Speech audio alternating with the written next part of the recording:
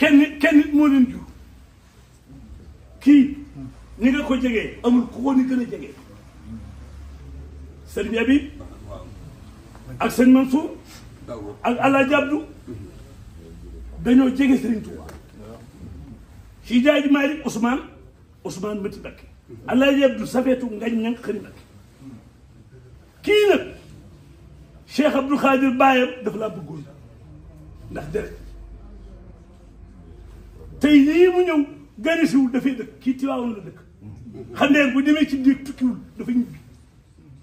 kii Tiwaawan la dëkk tey daa ñëw fi mu dëkk daa ñibbi si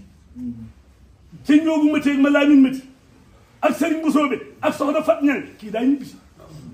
kii dafay dëkk looloo tax nag mu ñëw fekk ca yàlla na nga yàgg doon si jaaji ma walu bañ nga ko def dafa mokk te kenn dégul kuur ga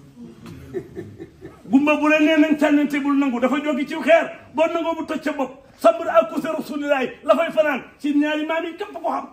si jaaji ma ak xeesaay rek ba des lépp indi nañ ko fii nii rek a war dégg ngeen léegi rek li mbay pex mi wax léegi nee sëriñ bi mi ngi lay seedeel mbay pex mi Seydou Bakar ne ku ko sopp la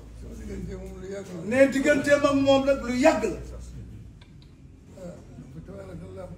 fa tabaarakallaahu ku baax la Abdoulaye Ndiaye Ngalgou ma ni lii du fi jóg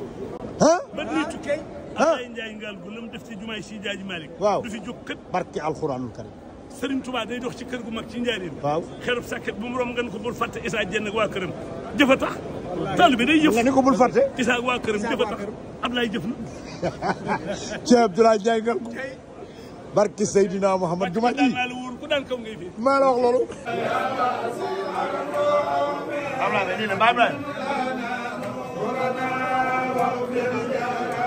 si Malick dégg nañu gunge leen ko loolu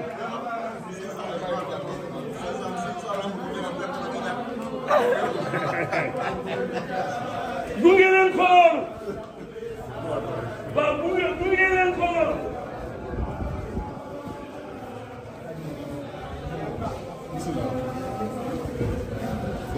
bisimilah ñëw leen yéen ñi fii moom gaaw ñëw leen ba si buntu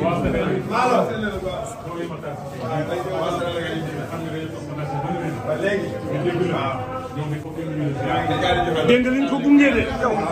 waaw dégg nga li ñu gunge dégg nga xasida Seydi Hadji Malick waaw li leen ko war a gunge ah lii la doon laa ilaaha gaynde du jur xam du jur bëy déedéet gaynde barki non loolu ah naa fi la teg non boo ko defee xam oui boo ko defee da ngay jooy ca kër